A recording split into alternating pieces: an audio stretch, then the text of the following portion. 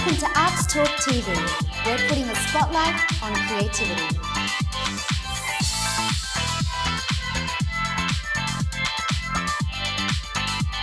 Hi, I'm Karina Lawrence and you're watching Arts Talk TV. Welcome back to our Part 2 special feature with Neale and Aimee Whittaker. Neale, you've been performing and touring in a number of dance companies as an independent artist, including Opera Australia's Carmen, showcased on Cockatoo Island. That would have been such an experience to travel, rehearse, etc. Tell us about that.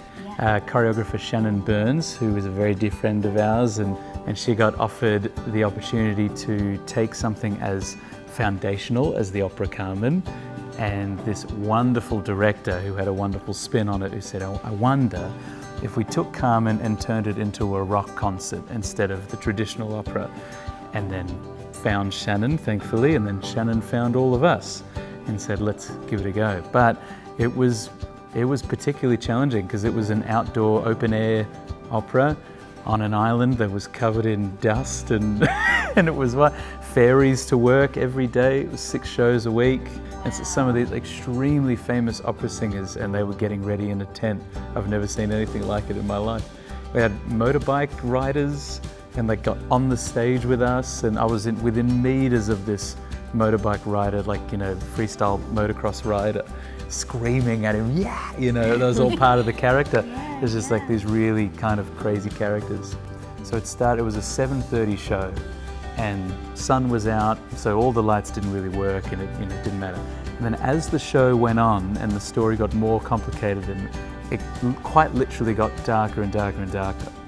So it was so cool to be a part of a show that used the sun as like a source of drama, So the first act was complete daylight, and the audience was 1,000 people capacity, and we'd come out on stage, and the first act was literally just us being as silly as possible, and all of these fake cigarettes and all this stuff.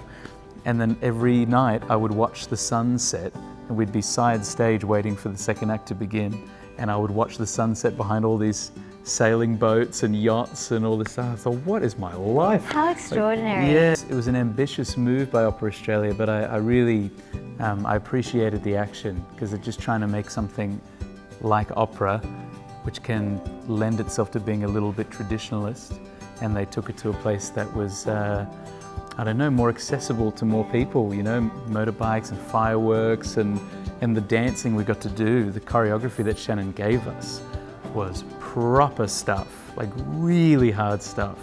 I was doing everything from partnering to breaking on the floor, we were jumping up and down off the set.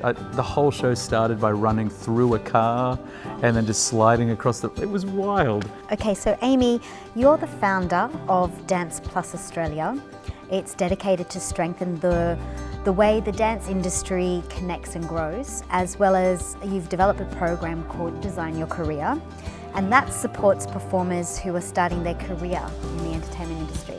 Well, Dance Plus Australia as a whole started off with a Facebook page called Help I Need a Teacher. There was a point in my teaching career that I was being asked to cover a lot of classes, or asked, do you know anybody who could come and cover a class? I thought, oh, let's start off with a Facebook page, because then at least my friends and my colleagues have somewhere to connect, and then it's just grown and grown and grown. I wanted to create something a little bit more professional than just using a social media platform, so I created a website, almost like a LinkedIn style website, that teachers could have a profile and studio owners could actually look at that profile, and it would have their qualifications and their experience, just so you get to know a little bit more about the teacher before connecting with them. Neale, you've also part of Marco Panzic's dream dance company, Enter the Vortex, which was choreographed by Sarah Bolter. I reckon that is the most physical show I've ever been a part of. Wow.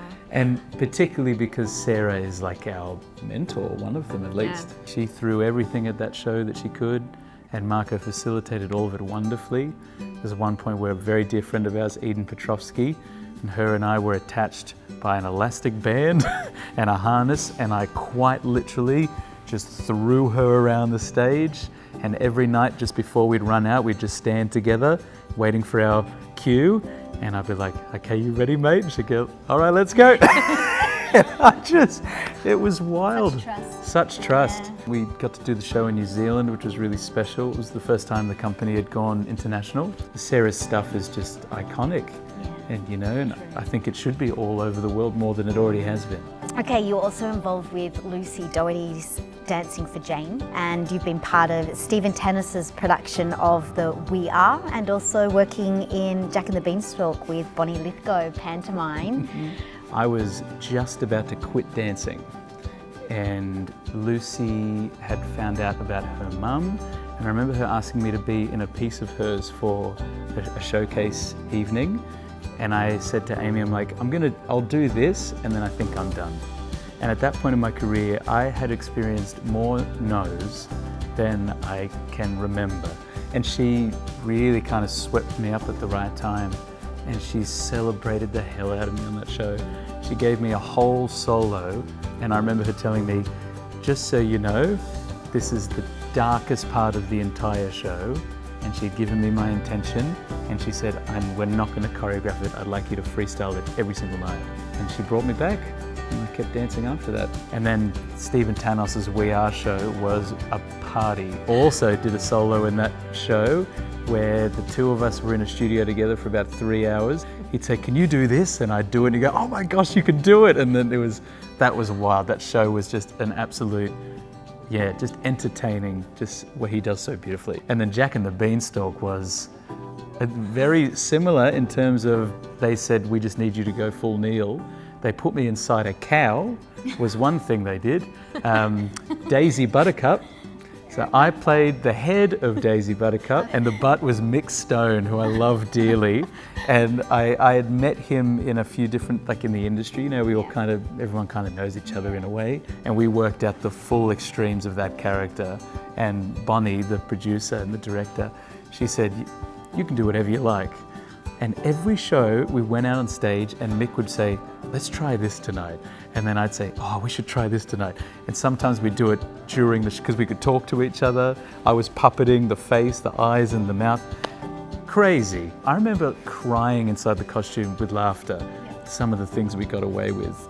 There was a fight scene between Jack and the bad guy, and then we just decided that the cow would get involved with the fight.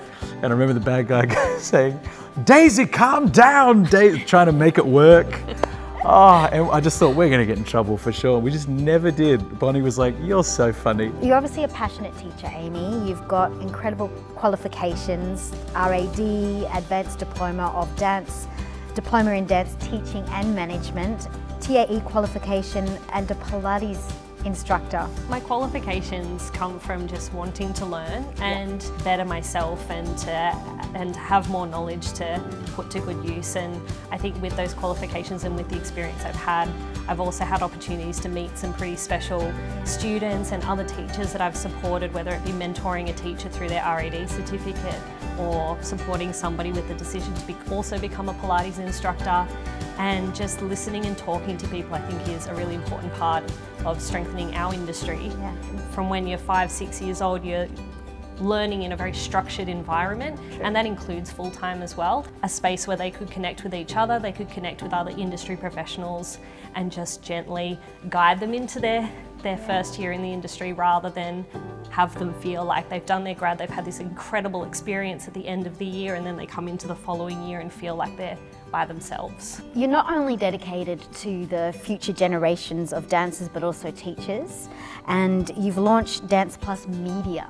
That was something that actually Neale and his team started supporting dance studios with, some live streaming and filming their concerts. And we realised that some of those moments, it might be that dancer's first time on stage, or it might be their last time on stage, it might be their graduating performance. So they're memories that families keep forever, and we just take so much pride in being able to support dance studios and their community with that. Neale, you've also been in the feature-length film A Delicate Fire. A wonderful company called Pinchcart Opera, and they had this idea to make a film which no one had really made before, and it had tones of comedy in it and drama and all these things. My friend Shannon called and said, I've got a job, do you want to do it? And it's acting, it's dancing, it's partnering. Yeah, and I said, oh, of course. There was a scene with a horse, and the horse had a pony on set because it made them feel more comfortable. Yeah, and it went for a few months, and man, the talent in that film was remarkable. Yeah, and to be a part of a feature-length film was really lovely. Just walking into set and, you know, like the way they treat you was really wonderful, and the culture within that company is really wonderful. Yeah, it was very special. So you've also done some TVCs involved in the Bubbly vocabulary and Foxtel. And you've also featured in the Someday Soon film clip with Natalie Bassingthwaighte. Technically speaking, that was my first gig. Graduated, and my parents said to me, if you get an agent, then maybe give it a really good go, this industry, otherwise maybe consider uni. I signed with an agency called Detour Management, and then I got an email saying, oh, we've got a job for you, it's a music video, and it's with Natalie Bassingthwaighte. I didn't know how to read a call sheet, so it was like quite specific looking call sheet, and I'd misinterpreted the call time for the shoot time. So whatever it was like 3 p.m. they wanted to start rolling cameras, and my name was next to it. So I thought that meant I had to be there at 3. So I arrived around 3 o'clock, and the whole crew were like, where is this Neale guy? And I was so late. I was like 2 to 3 hours late. So terrible. And then my agent's brand new agent, who I barely knew, took quite a risk signing me as well. And then I had dinner with Nat Bassingthwaighte that night. Oh, wow. Yeah, because she was incredible. Just sitting with all the actors, and she's like, can I have dinner with you guys? I was like, oh, how cool. Yeah, so it was like my first like celeb. And you've performed and choreographed with BMW in Beijing, featured with the Nikon product launch, Katy Perry, the Arias performance, featured soloist on Australia's The Voice for Jennifer Hudson. Created music videos as a director, choreographer, and for many local successful artists like Nathan Foley, Hayden Callan, and so much more. We walked into the space. We were shooting at Fox Studios, and we walked in, and Jennifer Hudson and I can't remember her music producers at the time, but they said, we'd like to see it. They did a pre-live shoot, which is where they have a live, so they didn't necessarily broadcast live, but they had a live audience, and we did one take. So that's always got a lot of pressure to it, so one take to go for it. Sarah Bolter was the choreographer, and Squared Division were the producers. I had the charcoal in my hands, and they had this kind of sandpaper flooring, where as I danced and did this contemporary floor work movement, started drawing across the floor and created this artwork on the floor. And it was her, some backing singers on another stage, and me. And I realized I really needed to bring that element to the performance. So I went for it, and they said, great, okay, now we'd like to do it with Jennifer, and we need a full run with camera, so they can start choreographing the camera. And this was not an easy solo, because it was Sarah. We did it again, and then from memory they needed it a third time as like a blocking of some sort. We did the 3 times, and they said, okay, we're gonna roll in 10 minutes. So I had 10 minutes to try to find one more run. So yeah, and Sarah was like, oh God, what are we gonna do?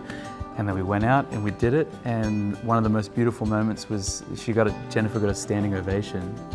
And it was really special, and I saw Aimee and Sarah arm in arm, just holding each other. Yeah, and the end of the performance, just before the last verse, I jump off the stage into the darkness, and I remember her gesturing after they'd finished rolling the cameras, and she gestured over to me, and then I just saw the entire room, all these people standing up, and they're all clapping the dancer. Yeah, and it was just like, all worth it. Let's talk about your heart and soul, Una Palabra. You choreographed, directed, it's your baby basically. Una Palabra was not only an accumulation of such talented dancers. Every single cast member put a lot of themselves into the show. They put a lot of their own choreography into the show. They were very gracious. Every single one of them had quite a substantial and very difficult solo at some point, but I'd never put on something that personal, and I didn't feel afraid to do that.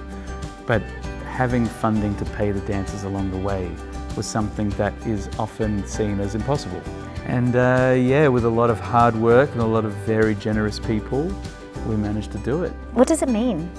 Una palabra means perspective, which is something that I talk about and consider every day. And it's this idea of practicing empathy. It's about practicing critical analysis rather than judgment. So the piece that Aimee was in was the flower in the mud.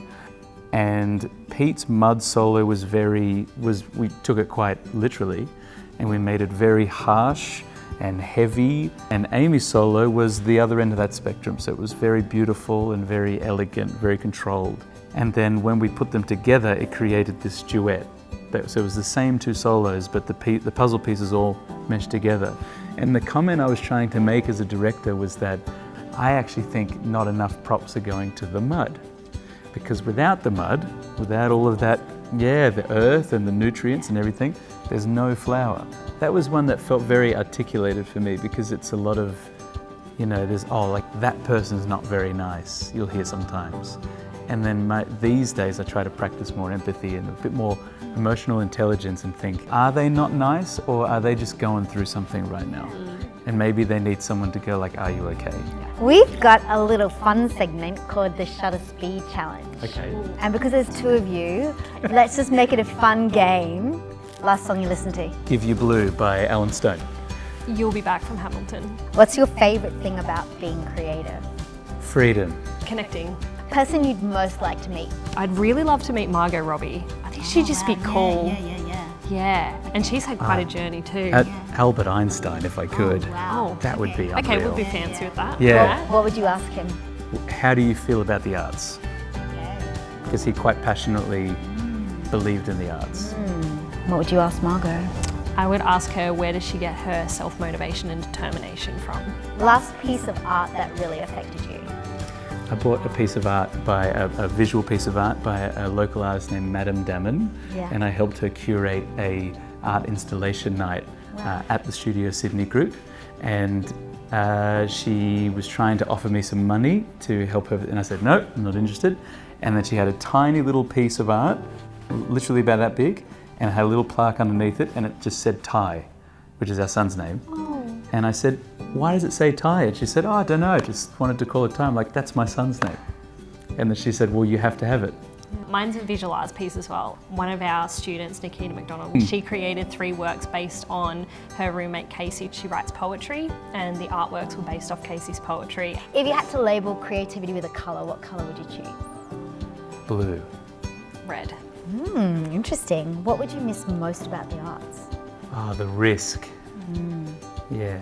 The feeling of completeness comes to my mind. That maybe sounds a bit woo-woo. No, that's brilliant. That's great.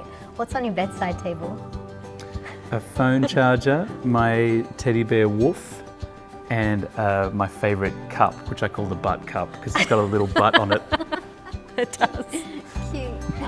Mine's probably got something of Tyler's on there, left over from the night before, and my book. I'm a big reader. Okay, good. All right, what chore do you most dislike doing?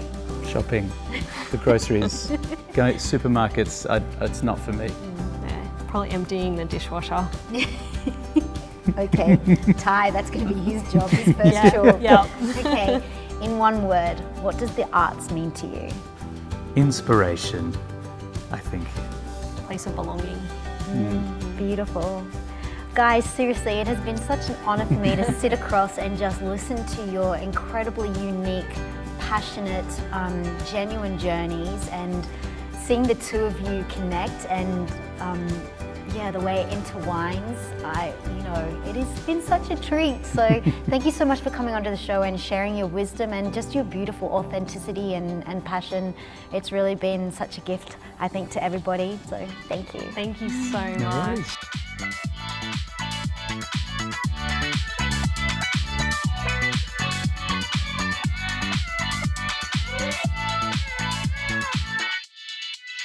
Thanks for joining us. We look forward to seeing you at our next episode.